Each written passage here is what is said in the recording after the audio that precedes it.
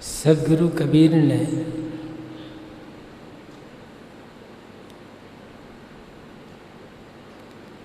भक्ति की महिमा का वर्णन करते हुए कहा है, अरब खरबलों दर्ब है, उदय अस्तलों राज। भक्ति महात्म ना तुले, ये सब कौने काज। अरब खरब की संपत्ति हो,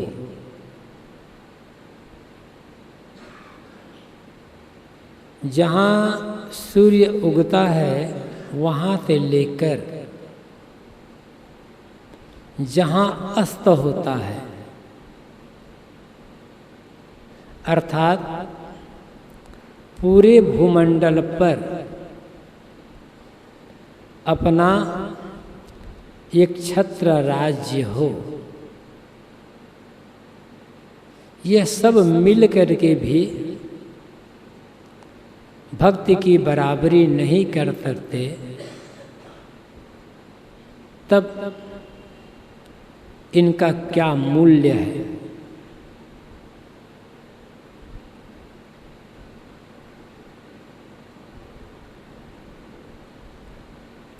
चाहे जितनी संपत्ति हो, चाहे पूरे ब्रह्मांड पर अपना राज्य हो,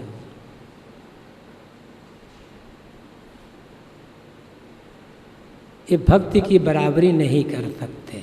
क्यों? बाहरी ऐश्वर्य से आप केवल जीवन गुजर कर सकते हैं,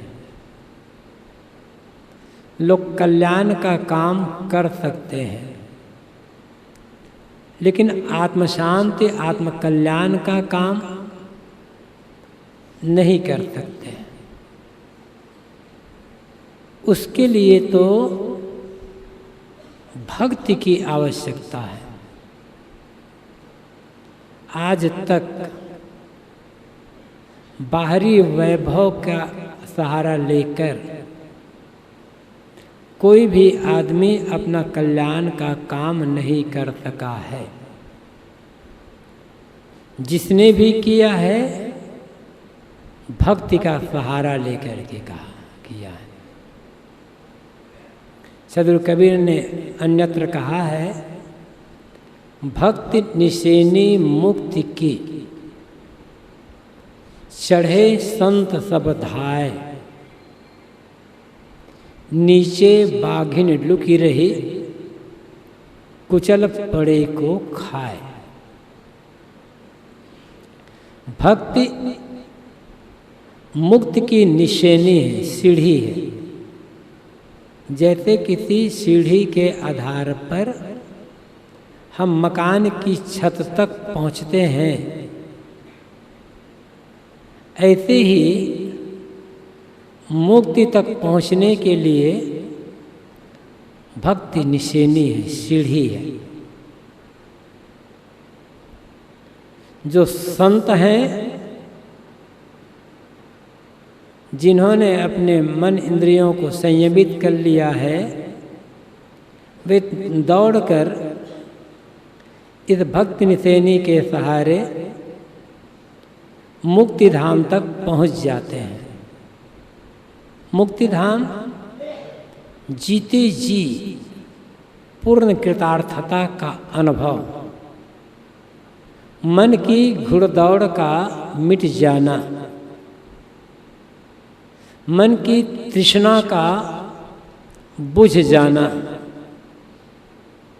अंदर जो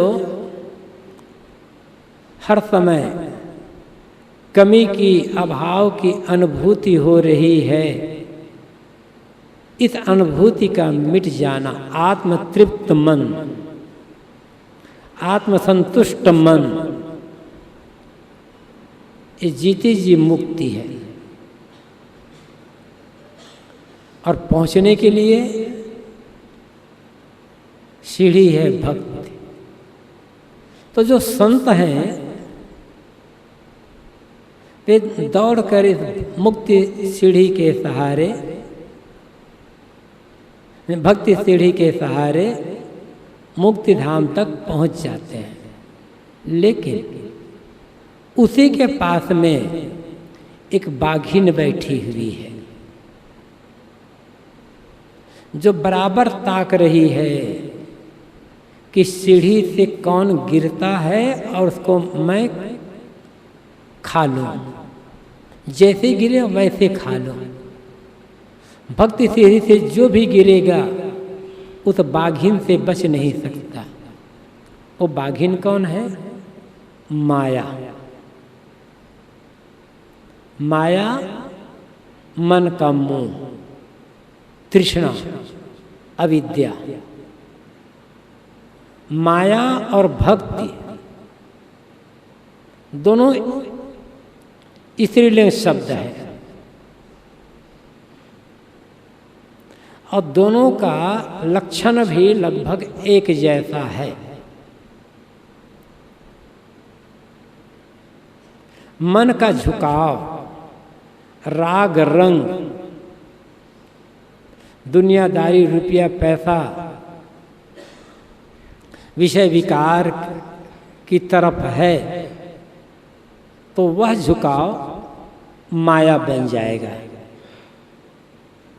और मन का वही झुकाव यदि संत गुरु के प्रति है, सेवा के प्रति है, ज्ञान विवेक वैराग्य साधना के प्रति है, तो वह भक्ति बन जाएगा। भक्ति और माया दोनों का उत्पत्ति केंद्र हमारा मन है। मन राग रंग की ओर झुका है तो माया पैदा होगी। ज्ञान विवेक की ओर झुका हुआ है, कल्याण की ओर झुका हुआ है तो भक्ति पैदा होगी। भक्ति तारने वाली है और माया लपक करके खा जाने वाली है। इसलिए साहब कहते हैं कि भक्ति की बराबरी में दुनिया के ऐश्वर्य तुल नहीं सकते। भक्ति क्या है? किसकी करनी चाहिए भक्ति? भक्ति है समर्पण, भक्ति है मन की कोमलता, भक्ति है अनुराग,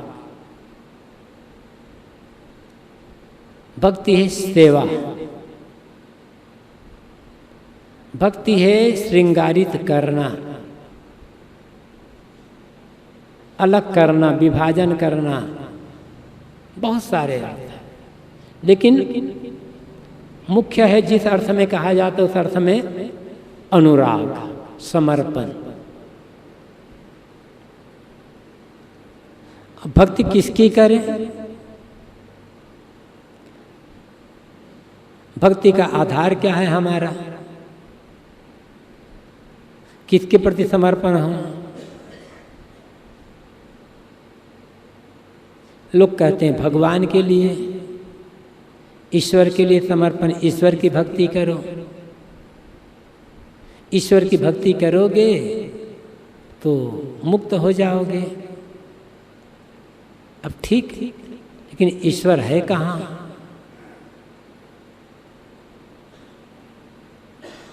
कहाँ मिलेगा?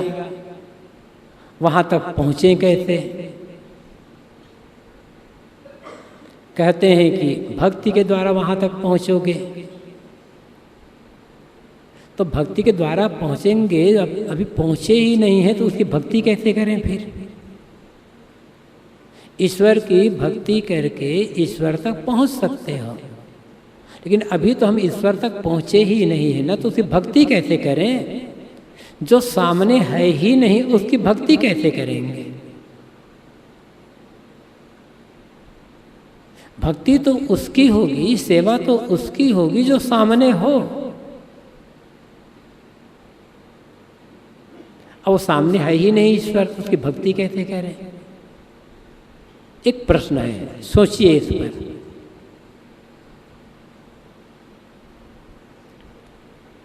कुछ लोग कहते हैं यदि ईश्वर नहीं है तो फिर आखिर भक्ति का आधार तो कोई होना चाहिए। भक्ति का आधार किसको बनाए, आलंबन किसको बनाए, किसकी भक्ति करें?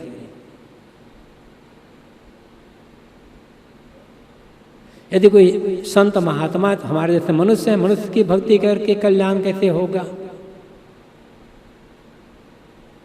और ईश्वर नहीं है तो भक्ति करें किसके? चलो मानते हैं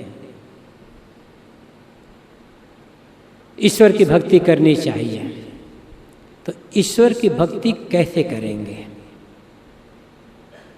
कौन सी भक्ति ईश्वर की भक्ति होगी?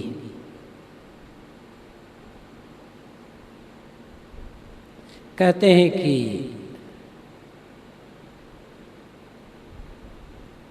ईश्वर से मुलाकात है नहीं तो मूर्ति उसकी है, ईश्वर की।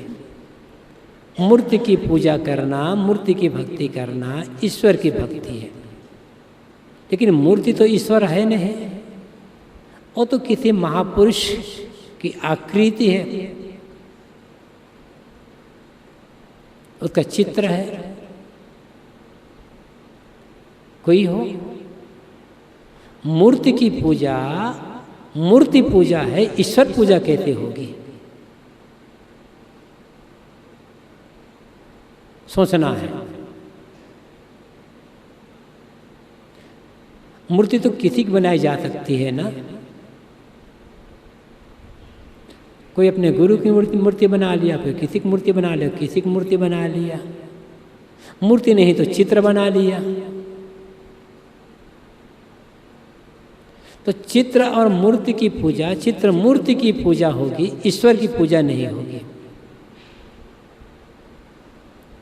मूर्ति यदि किसी मनुष्य की है तो बेजान है। उसके सामने हम विनय करते हैं, वंदना करते हैं, प्रार्थना करते हैं, रोते हैं, गिड़गिड़ाते हैं, नमस्कार करते हैं, प्रणाम करते हैं, कोई उत्तर नहीं मिलता। भोग लगाते हैं, वो खाता नहीं है। तब पूजा कैसे होगी? मूर्ति जो पूजा की जाती है किसी मनुष्य की मूर्ति आकार में होती है, चाहे वो कोई हो, किसी की मूर्ति हो।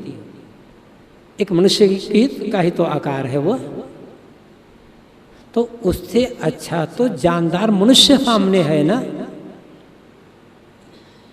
प्रणाम करो, तुरंत आशीर्वाद मिलेगा। पूछो, शंका करो तो शंका का समाधान करेंगे, ज्ञान देंगे, सही जीवन जीने की प्रेरणा देंगे। तो बेजान मूर्ति की पूजा करने की, भक्ति करने की अपेक्षा तो जानदार मनुष्य की भक्ति करना, पूजा करना अच्छा होगा ना। लेकिन कहते हैं मनुष्य तो मनुष्य है, मनुष्य की पूजा ईश्वर पूजा कैसे होगी? यदि मनुष्य की पूजा ईश्वर पूजा नहीं हुए तो मूर्ति की पूजा ईश्वर पूजा कैसे हुई? ये तो सोचिए। आदमी नाशवान है और ईश्वर अविनाशी है। तो अविनाशी ईश्वर की पूजा करना है, लेकिन नाशवान मनुष्य की। मनुष्य नाशवान है, इसलिए मनुष्य की पूजा नहीं करना चाहिए। तो क्या आपकी मूर्ति अजर अमर है? उसे तो किसी कारीगर ने बनाया है, किसी दिन वो मूर्ति टूट जाएगी।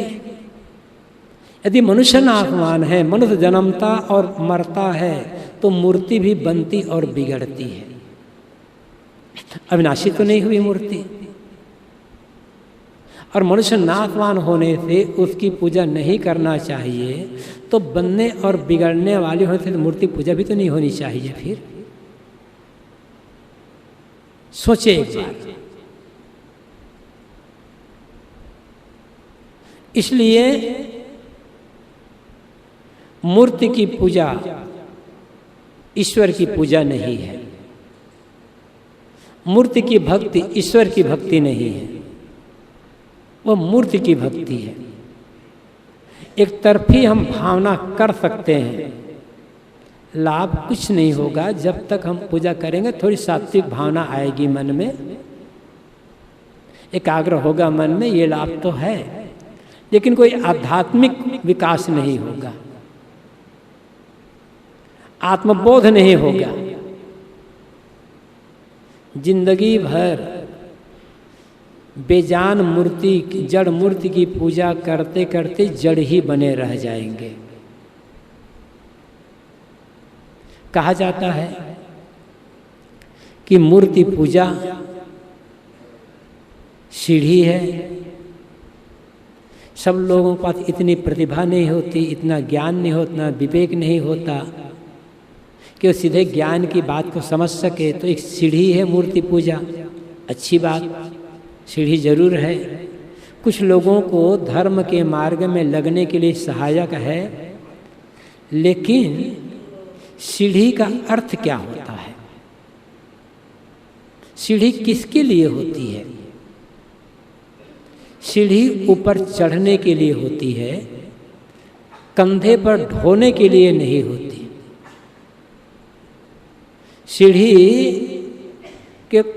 सीढ़ी पर बैठे रहने के लिए नहीं होती।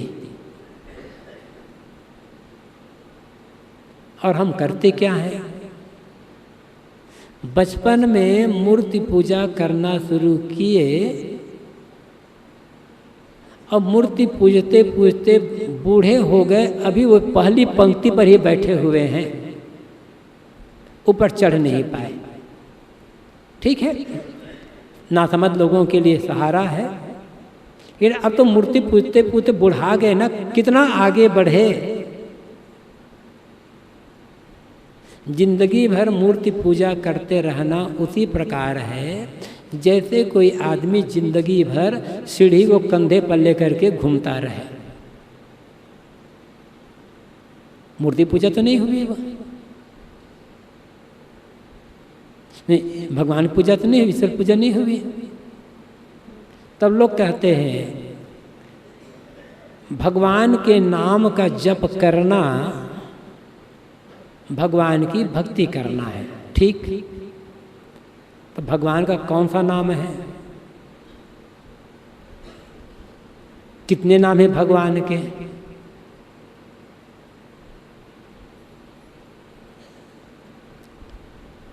तो कहा जाता है भगवान का तो अनेक नाम है, सारे नाम भगवान के हैं।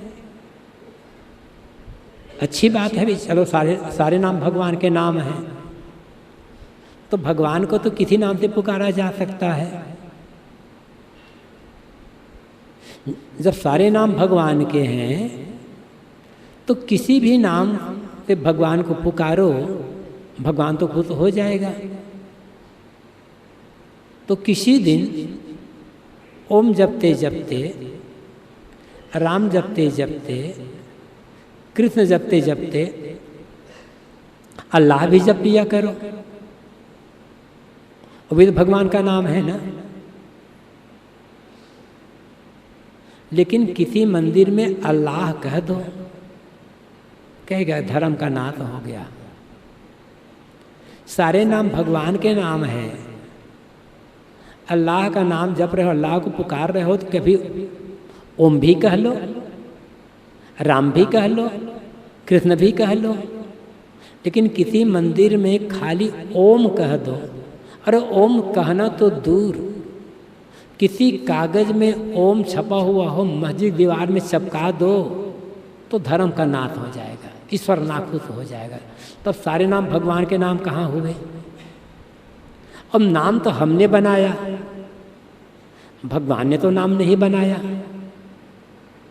नाम तो हमने बनाया, नाम तो रखा जाता है आदमी का। कोई ईश्वर ईश्वर का नाम जपता है? किसी को आपने देखा है ईश्वर ईश्वर ईश्वर ऐसे पुकारते पुकारते, भगवान भगवान भगवान पुकारते पुकारते देखा है कभी? नहीं।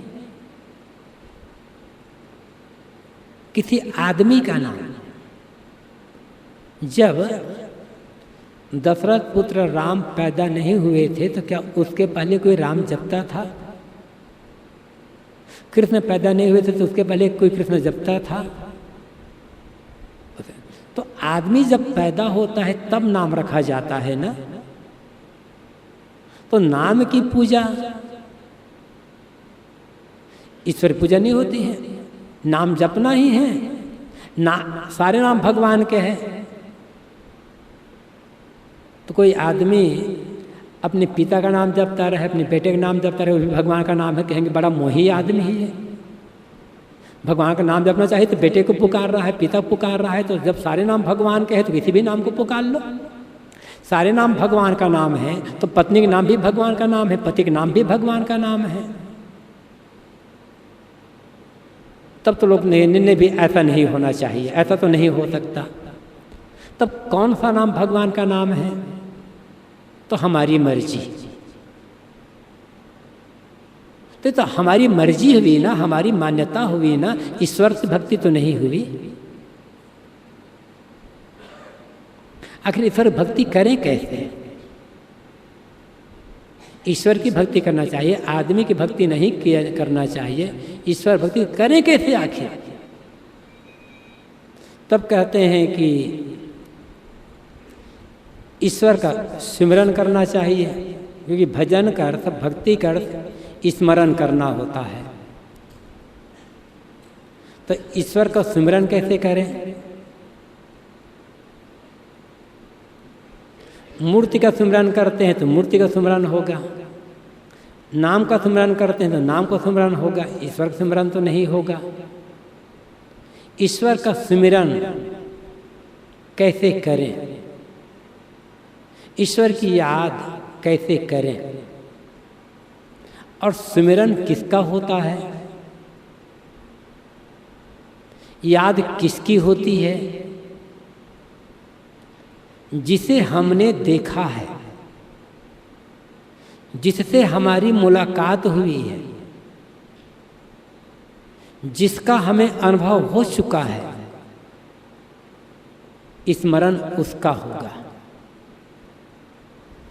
जिसका हमें अनुभव नहीं हुआ है, जिससे हमारी मुलाकात नहीं हुई है, उसके बारे में हम कल्पना कर सकते हैं, स्मरण नहीं कर सकते।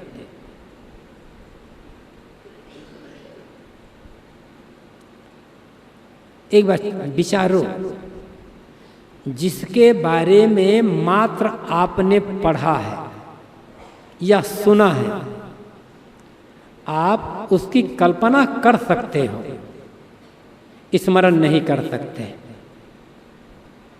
स्मरण तभी कर सकेंगे जब आपसे उसकी मुलाकात हो जाए। तो ईश्वर से आज तक मुलाकात हुई ही नहीं है, स्मरण कैसे करेंगे? कल्पना कर सकते हैं, एक कल्पना में एक नक्शा तैयार कर सकते हैं, स्मरण तो नहीं होगा। और कल्पना ईश्वर होगी नहीं, कल्पना ईश्वर कैसे होगी? कल्पना तो आदमी किस की कर लेता है। तो मूर्ति पूजना भी ईश्वर की पूजा नहीं हुई, भक्ति नहीं हुई। नाम जपना भी ईश्वर की भक्ति नहीं है। ईश्वर का सिमरण हो नहीं सकता तो वही भक्ति नहीं है। तो आखिर ईश्वर की भक्ति करें कैसे? मनुष्य को तो खारिज कर दिया गया है कि नाशवान होने से मनुष्य भक्ति नहीं करना चाहिए। मनुष्य अनेक दोष दुर्गुणों में लिपटा हुआ होता है, इसलिए मनुष्य भक्ति नहीं करना चाहिए। बड़े से बड़े संत हैं, उनमें भी कोई दोष हो सकता है। भक्ति उसकी करना है जो पूर्ण निर्मल हो। तो पूर्ण निर्मल कौन है? ईश्वर किस आधार पर कह रहे हो आप? किस आधार पर आप कह सकते हैं कि ईश्वर पूरा निर्मल है? मुलाकात हुई है? हम कल्पना कर सकते हैं ना मात्र।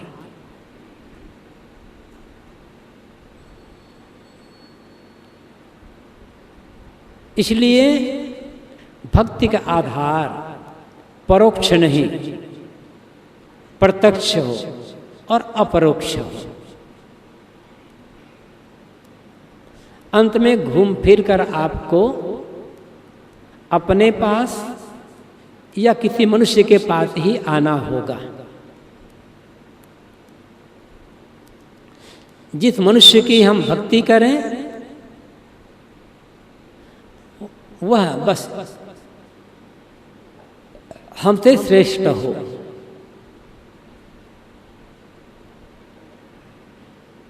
हमारी जैसा हो। हमारा आदर्श प्रत्यक्ष आदर्श होना चाहिए ना, तब भक्ति बनेगी। इसीलिए कहा गया नर सेवा नारायण सेवा। नर सेवा नारायण सेवा तब बनेगी जब नर ही नारायण होगा। नर अलग नारायण अलग, तो नर की सेवा करना नारायण सेवा करना कैसे होगा? नर ही जब नारायण होगा तो नर सेवा नारायण सेवा होगा। और नर को हटा दो तो आपको नारायण कभी मिलने वाला है नहीं। नर में ही नारायण।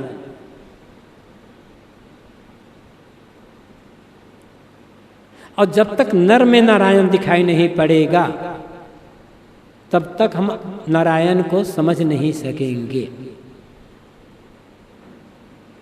तो भक्ति का आधार प्रत्यक्ष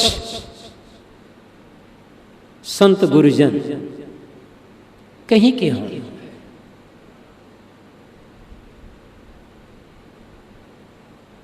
अमुक मत पंथ के नहीं, कहीं के भी हों, किसी देश किसी जात किसी संप्रदाय के संत गुरुजन हों, बस जिन दोष दुर्गुणों में हम लिपटे हों उनसे वो मुक्त हों। निश्चित है कि वे भी एक दिन हमारे जैसे नाना विकारों में लिपटे हुए थे। हमारे जैसे वे भी अनादिकाल से दुनिया में भटकते आए थे। लेकिन आज उन्होंने मांझते मांझते अपने को पूरी तरह से मांझ लिया है। वो ऊपर उठ गए, धीरे धीरे ही मांझा। और कोई भी वैसा मांझ सकता। यदि हम भक्ति का आदर्श प्रत्यक्ष संत गुरुजन है तो हमारे मन में एक साहस होता है, मेरे जैसा ये भी मनुष्य, मैं दुखी हूं ये दुखी नहीं है, मैं हर शोक में पड़ जाता हूं ये हर शोक में नहीं पड़ता, मैं माया मोह में बंधा हुआ लिपटा हुआ हूं ये माया मोह से पार है। तो जब ये ऐसा हो सकता है तो मैं ऐसा क्यों नहीं हो सकता? साहस मिलता है। और फिर धीरे धीरे उसकी आराधना करते करते हम भी वैसा हो जाते हैं, हो सकते हैं, पूरी संभावना है। एक मनुष्य जैसा कर सकता है दूसरा मनुष्य भी वैसा कर सकता है कि क्योंकि मौलिक रूप में दोनों बराबर हैं। आखिर गुरु की शरण में हम जाते हैं तो क्यों जाते हैं? गुरु की शरण में जाते हैं गुरु के समान बनने के लिए, गुरु होने के लिए जाते हैं। गुरु होने का मतलब श्रेष्ठ होना, महान होना। और श्रेष्ठ महान होने का अर्थ है विकारों से ऊपर उठ जाना, धीरे धीरे धीरे धीरे सही। उदाहरण दिया जाता है जैन परंपरा में, जैसे कोई लौकी हो, सूखी लौकी, उस लौकी के ऊपर गीली मिट्टी का एक लेप कर दिया गया चारों तरफ। मिट्टी का लेप करने के बाद उसके ऊपर एक कपड़ा लपेट दिया गया। अब मिट्टी अंदर चली गई, कपड़ा ऊपर, उस कपड़े के ऊपर फिर मिट्टी का लेप कर दिया गया। अब फिर कपड़ा लपेट दिया गया, फिर मिट्टी का लेप, फिर कपड़ा। ऐसा करते करते मानो 10-15 बार मिट्टी का लेप, कपड़ा का लेप करता चला गया। अब वो लौकी जो बिल्कुल हल्की थी, पानी पर तैरती थी सूखी होने के कारण, मिट्टी का लेप होने से भारी हो गई। पानी पर हमने डाला, वो अंदर बैठ गई, बिल्कुल जमीन पर चली गई थी, तलहटी पर। अब पड़ी है वहाँ पर, क्या होगा? जब पानी के अंदर डाल दिया गया, लौकी पानी में डूब गई, तलहटी में पहुँच गई, तब पानी से ऊपर का कपड़ा भीगेगा।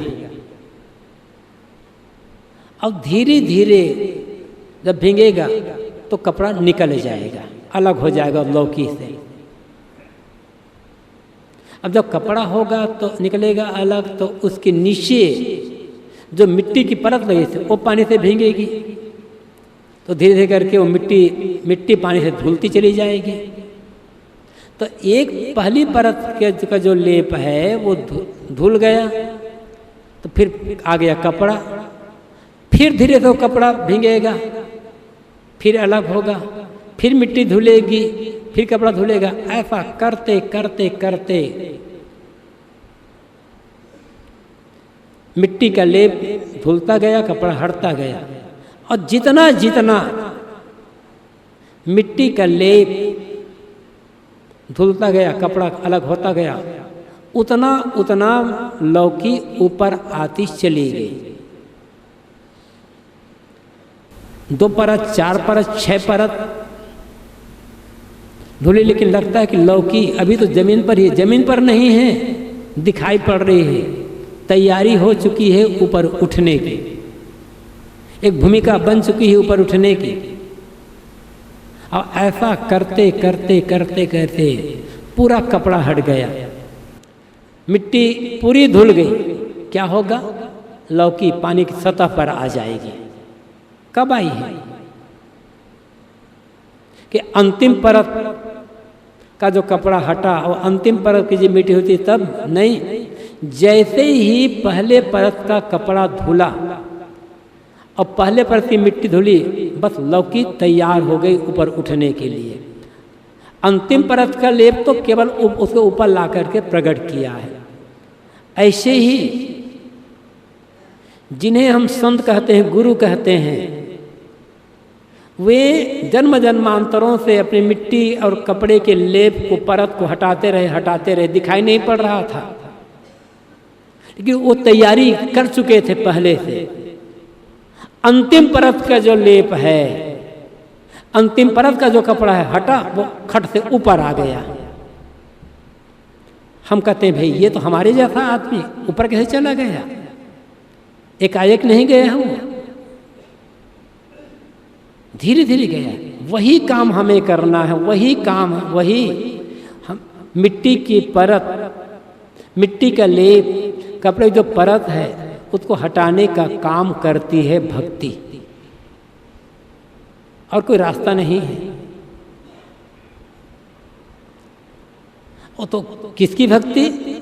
प्रत्यक्ष जो संत गुरु हैं उनकी भक्ति। प्रत्यक्ष देव संत गुरु मान महात्म भरम भुलान। मनुष्यों को छोड़ करके आपको कोई अलग देवता या ईश्वर नहीं मिलने वाला है जिसकी उपासना करके आप कहीं लोक लोकांतर में जा करके मुक्त हो जाए। कहानियों के चक्कर में नहीं पड़ना है, हकीकत को समझना है। जो भी ऊपर उठा है किसी संत किसी गुरु का आधार लेकर के ही उठा है। संत और गुरु का आधार छोड़कर अन्य कोई आधार है नहीं। संत गुरु आधार और न रक्षक कोई कीते। संत गुरु को छोड़ करके अन्यत्र और कोई रक्षक नहीं है। तो भक्ति का आधार कौन? संत गुरु। वो मनुष्य ही होगा, हमारी जैसे होगा हाड़ मांस के शरीर में। फर्क इतना है उन्होंने अपने तरफ की सारी परतों को हटा दिया है, हम नहीं हटा पा रहे हैं। उसकी उपासना करके उसकी भक्ति करके हम भी वैसा बन सकते हैं। तो उसके लिए समर्पण, उसकी आज्ञा का पालन, यह भक्ति है।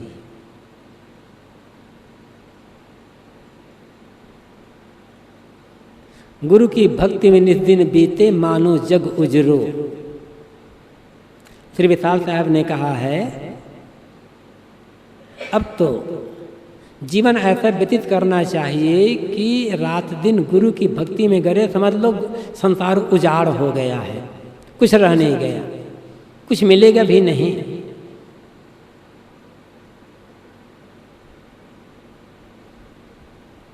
तो मुख्य आधार भक्ति का संत गुरुजन तेई साहेब के लागहु साथा दुई दुख मेट के हो सना था।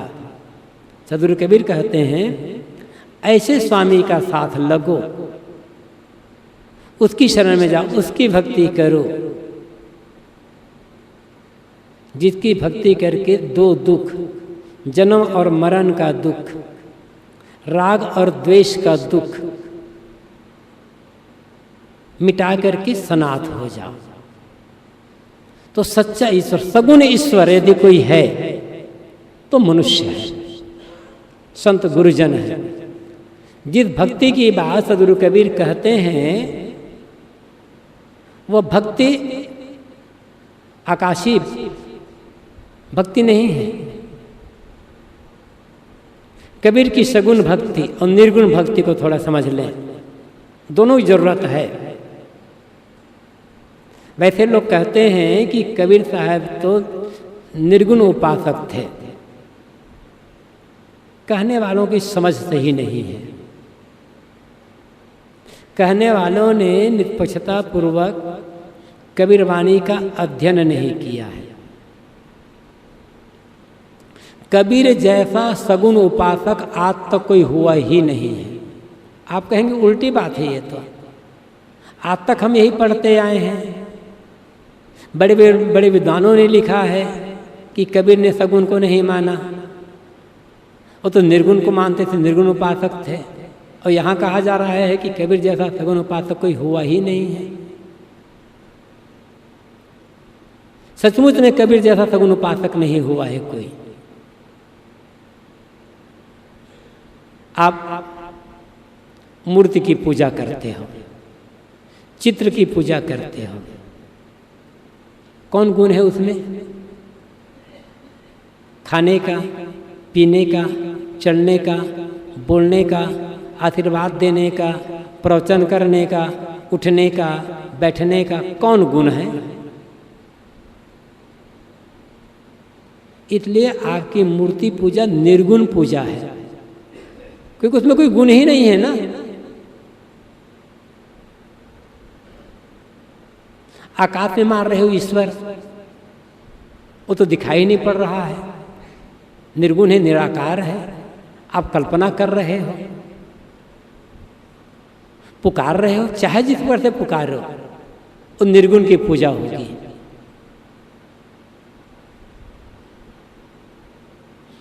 कबीर सगुन उपासक कहते हैं। गुरु उपासना कह रहे हैं ना, और गुरु प्रत्यक्ष है। बोलते हैं, चालते हैं, प्रणाम कर आशीर्वाद देते हैं, प्रश्न पूछो तो उत्तर देते हैं, जिज्ञासाओं का समाधान करते हैं। इससे बड़ा सगुन और कौन होगा? कबीर सगुन उपासक हैं। हाँ, लेकिन लक्ष्य निर्गुण है। सगुण के द्वारा निर्गुण तक पहुंचना, वो भी निर्गुण भी एक अर्थ में। किसी का शरीर सगुण है, हम संत की पूजा करते हैं, सगुण तो है ही वह। बार बार कबीर साहब गुरु उपासना, गुरु उपासना, गुरु उपासना की बात करते हैं। कितने गुरु भक्ति के लिए उनकी कितनी साखियां हैं। और कबीर साहब कहते हैं ये जितने मनुष्य हैं सब भगवान हैं, तो कई मनुष्य सगुण नहीं हैं। जहाँ आँख न मूंदो, कान न रूंदो, काया कष्ट न धारो, खुले नैन हंते हंते पहचानो, सुंदर रूप निहारो। इससे बड़ा सगुण उपासना और क्या होगी? मैं आँख नहीं बंद करता, कान नहीं बंद करता, काया कष्ट नहीं करता, खुली आँखों से भगवान सुंदर रूप देखता हूँ। कौन? ये प्राणी जगत। क्या सगुण नहीं है? इसलिए कबीर सगुण उपासक। और जो लोग मूर्ति पूजा करते हैं वो लोग निर्गुण उपासक हैं, क्योंकि उनमें कोई गुणे नहीं है। तो ऐसे जो सगुण हैं उनके प्रति कोमल भाव रखना, जो बन सके सेवा करना, सहायता करना, ये भक्ति है। सुखदायी सब जीव सो यही भक्ति परमान। सदगुरु कबीर कहते हैं प्राणी मात्र के लिए हित चिंतन करना, प्राणी मात्र के लिए कोमल भावना रखना, प्राणी मात्र के प्रति भगवत बुद्धि रखना, और जितना बन सके सेवा सहायता का काम करना, ये प्रामाणिक भक्ति है। हम सबकी सेवा नहीं कर सकते, कोई नहीं कर सकता। सेवा की भावना रख सकते हैं, कल्याण की भावना रख सकते हैं, भगवत बुद्धि रख सकते हैं, ये तो कर सकते हैं। तो प्राणी मात्र का ही चिंतन करना, सबके प्रति आदर का भाव रखना मन से, ये सगुण भक्ति है, ईश्वर की भक्ति। लेकिन उससे ऊपर उठकर अंतिम में निर्गुण भक्ति, वो क्या है? आत्म अनुसंधान करना, आत्मस्थित का काम करना।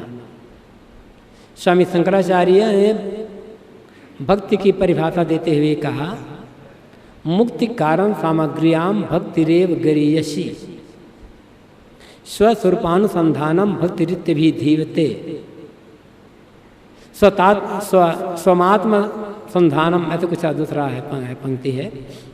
मुख्य बात है स्वस्वरूपानुसंधानम भक्तिरित्य भी धीयते, स्वस्वरूप का अनुसंधान करना भक्ति कहलाती है। पहली पंक्ति में उन्होंने कहा मुक्ति कारण सामग्र्याम भक्तिरेव गरीयसी, मुक्ति की जितनी कारण सामग्री है, जिन जिन साधनों से मुक्ति मिलती है, उन सभी साधनों में भक्ति अत्यंत गरीयसी अर्थात वजनदार है, श्रेष्ठ है। तब भक्ति क्या है? स्वस्वरूपानुसंधानम भक्तिरित्य भी धीयते, स्वस्वरूप का अनुसंधान, स्वस्वरूप की खोज, मैं की खोज, मैं की पहचान, ये भक्ति है। लेकिन केवल पहचानना नहीं, पहचान करके मैं में स्थित हो जाना, यह भक्ति है। किसके लिए भक्ति करते हैं? ईश्वर प्राप्ति के लिए। ईश्वर तो प्राप्त है, आपका स्वरूप।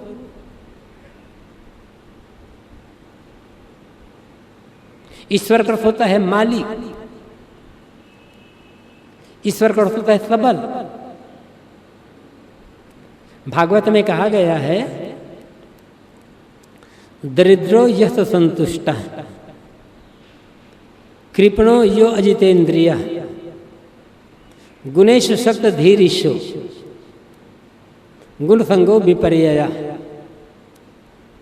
दरिद्र वह है जो असंतुष्ट है,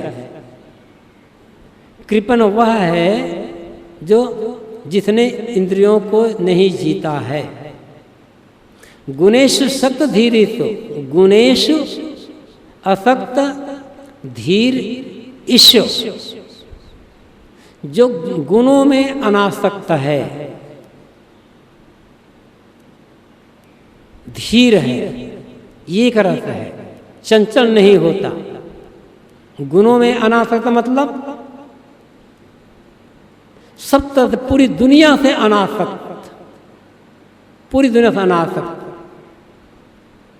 जिसका मन कहीं मोहग्रस्त नहीं है, शरीर से लेकर संसार तक की आसक्ति का जिसने त्याग कर दिया है, ऐसा विवेकवान ईशो ईश्वर है। ये भागवत की घोषणा है। तो आपका स्वरूप आप भी ऐसा हो सकते हैं। तो देह भाव से ऊपर उठकर आत्मा भाव में स्थित हो जाना निर्गुण भक्ति है, और सारी भक्ति इसी के लिए की जाती है। लेकिन लोग इस बात को समझ नहीं पाते, खाली पुकारने को लोग भक्ति मान लेते हैं, बाहरी कर्मकांड को भक्ति मान लेते हैं। वो तो भक्ति का अत्यंत प्रारंभिक स्वरूप है, अत्यंत प्रारंभिक स्वरूप, बिल्कुल बाल बुद्धि वाले लोगों के लिए है वह। लेकिन आदमी जिंदगी भर एक बार पकड़ लिया तो पकड़ लिया, अब छोड़ने का नाम नहीं ले रहा है। कहाँ समझ पाए भक्ति को? तो सदगुरु कबीर कहते हैं, अरब खरबले दर्ब है उदय अस्तलों राज, भक्ति महात्म न तुले ई सब कौने काज। पूरी दुनिया की संपत्ति, पूरी दुनिया का राज भक्ति की तुलना में तुल नहीं सकते, क्योंकि भक्ति मुक्तिदायिनी, कल्याणदायिनी, बंधन काटने वाली है।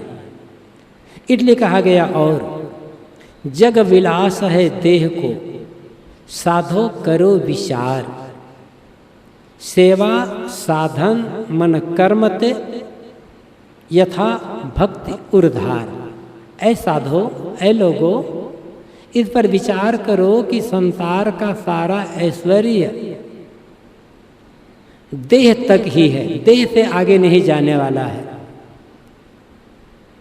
देह निर्वाह के अतिरिक्त चीजें तुम्हारे पास है तो उसे सेवा में लगाओ, और शरीर से साधना करो, यथार्थ भक्ति हृदय में धारण करो। तो भक्ति, भक्ति कल्याणकारिणी। बिना भक्ति के कोई आदमी कल्याण मार्ग में चल नहीं सकता। तो भक्ति का अर्थ समर्पण, सरलता, विनम्रता, कोमलता। भक्ति का अर्थ सद्गुणों को धारण करना और सबसे ऊपर उठ करके आत्मस्थित हो जाना। समर्पण को बार बार कहा जा रहा है, समर्पण, समर्पण, हर उद्देश्य के लिए समर्पण। समर्पण भी गलत जगह पर है तो भटक जाएंगे। हर आदमी समर्पित है, एक भी आदमी ऐसा नहीं है जो कहीं समर्पित ना हो, हर आदमी समर्पित है। लेकिन ऐसी जगह समर्पित है जहां समर्पण होने से दुख के अलावा कुछ नहीं मिलता है। इंद्रिय भोग के लिए समर्पित है, मन की इच्छा के लिए समर्पित है, अब पता नहीं किसके लिए शेष। एक भी आदमी नहीं मिलेगा जो समर्पित ना हो।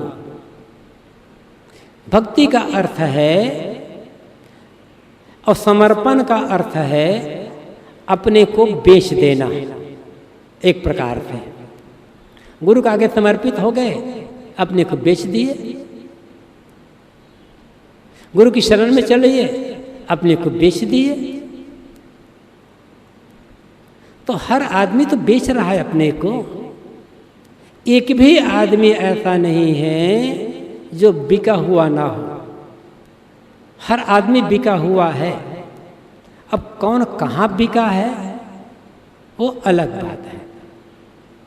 सदगुरु विशाल साहब ने कहा है, बिके बिना नहीं बाँची हो, चाहे जहाँ बिकाओ। गुरु के बिके बिकब मिटे, जग के बिके बिकाओ। श्री विशाल साहब कहते हैं, तुम बिना बिके बचोगे नहीं। चाहे अपने को जहाँ मन हो वहाँ बेचो, कहीं ना कहीं तो बेचना पड़ेगा। कहीं ना कहीं बेचना ही पड़ेगा। बेचना मतलब समर्पित होना, झुकना, शरणाधीनता लेना। इसके बिना बच ही नहीं सकते। एक आदमी नहीं बचा है। तो साहब कहते तुम्हें बेचना तो पड़ेगा अपने को, लेकिन सोच लो कि कहाँ बेचना है।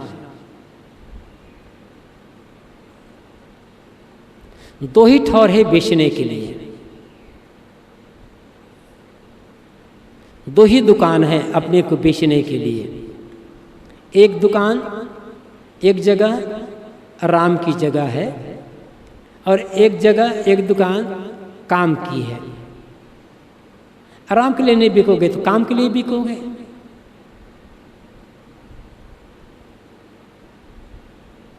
हाँ, लेकिन अंतर है दोनों में। श्री विशाल साहब ने राम और काम शब्द का प्रयोग नहीं किया है। उन्होंने कहा है, गुरु के बिके बिकब मिटे। यदि गुरु के हाथों बिक गए, गुरु के हाथों बिकने का मतलब ज्ञान, विवेक, विचार, संयम, साधना, त्याग, वैराग, ये सब गुरु समझ लो। क्योंकि गुरु के पास जाते हैं तो ये सब चीज़ें हमें सीख मिलती है ना। तो गुरु के हाथों बिक गए यदि, तो बिकब मिटे, तुम्हारा बिकना खत्म हो जाएगा। आज तक जो तुम बेचते रहे अपने आप को दुनिया में, वो बिकना खत्म। अब खुद मालिक बन जाओगे, खुद शेठ बन जाओगे। और यदि गुरु के हाथों नहीं बिके तो क्या होगा? बेचना तो है ही, संसार के हाथों बेचना पड़ेगा। तो उसका परिणाम क्या होगा? जग के बिके बिकाओ। यदि संसार के आगे बिकोगे, संसार का आगे काम वासना में बिकोगे, क्रोध में बिकोगे, लोभ में बिकोगे, राग रंग में बिकोगे, मोह माया में बिकोगे। कहना चाहिए इंद्रियों की गुलामी में। संसार का मतलब क्या है? इंद्रियों की गुलामी। अब इंद्रियों गुलामी में सब आ जाएगा। तो यदि संसार के हाथों बिकोगे तो सदा के लिए अपने को बेच देना होगा। गुलाम गुलाम गुलाम बने बने आज तक जीते आए हैं, आगे भी गुलामी जारी रहेगी। दुनिया से गुलामी प्रथा समाप्त हो गई है लगभग। लेकिन क्या सचमुच में हम स्वतंत्र हैं?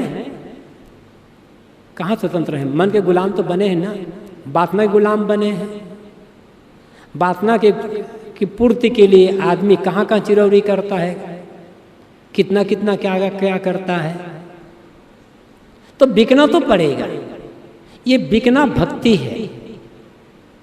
हाँ, गुरु के आगे बिक गए तो भक्ति हो गई, कल्याण तक पहुंच गए। इंद्रिय के हाथों बिके, संसार के हाथों बिके तो माया बन गए। अब माया का काम क्या है? भटका, दुख, पीड़ा। तो बिना भक्ति किए, बिकने का मतलब भक्ति करना। बिना भक्ति किए कोई आदमी दुनिया में रह ही नहीं सकता है, कोई नहीं रहेगा। गुरु के पास हो, गुरु की भक्ति कर रहे हैं, आश्रम में हैं, संत की भक्ति कर रहे हैं, लगता है अरे ये मेहनत, बार बार हमें कहा जाता है ये मेहनत वो मेहनत वो मेहनत, नहीं करेंगे, हट गए वहाँ पर, तो क्या होगा? मन की भक्ति, इंद्रियों की भक्ति, और मन इंद्रियों पूर्ति के लिए किसकी भक्ति? एक गुरु की भक्ति छोड़ दें, ज्ञान विवेक की भक्ति छोड़ दें तो हजारों लोगों को भक्ति करना पड़ेगा, कोई बच नहीं सकता। इसलिए गुरु के आगे ही बिक गए, ज्ञान के लिए, विवेक के लिए, विचार के लिए, साधना के लिए बिक गए, बिकना खत्म, भक्ति सार्थक हो गई। श्री विशाल साहब कहते हैं भक्ति तो करना ही पड़ेगा, हाँ, लेकिन वो भक्ति यदि गुरु के लिए, ज्ञान के लिए, विवेक के लिए, कल्याण के लिए है तो सार्थक। उसी भक्ति के लिए साहब कहते हैं कि इस भक्ति के आगे अरबों खरबों की संपत्ति कुछ नहीं है। हम स्वतंत्र हैं, किसकी भक्ति करना चाहते हैं, राम की भक्ति या काम की भक्ति? अनादिकाल से काम की भक्ति तो करते ही आए हैं, आज भी काम की भक्ति करते रहेंगे, फिर वो भक्ति जारी रहेगी सदैव के लिए। और राम की भक्ति में लग जाए तो गुलामी छूट जाएगी, फिर भटकना बंद। इसलिए काम की भक्ति नहीं, वासना की भक्ति नहीं। एक वासना के लिए एक युवक अपने को जिंदगी भर के लिए युवती के हाथों बेच देता है। क्षणिक वासना के सुख के लिए एक युवती जिंदगी भर अपने आप को एक युवक के हाथों बेच देता है। कितनी गुलामी सहन करना पड़ता है दोनों को दूसरे की। क्या जितनी गुलामी वहाँ होती है उसकी आधी गुलामी, क्या चौथाई दसवां हिस्सा भी गुलामी यहाँ गुरु की नहीं करनी पड़ती है। लेकिन यहाँ हमारा मन हारता है, घबरा जाता है, और जब तक घबराते रहेंगे तब तक दुखों से बच नहीं सकते हैं।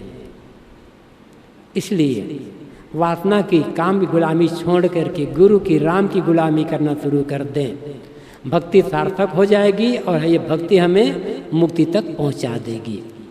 अहम शुद्ध चैतन्य ज्ञान स्वरूपम अजराहम अमराहम अखंडम अनूपम। अहम शुद्ध चैतन्य ज्ञान स्वरूपम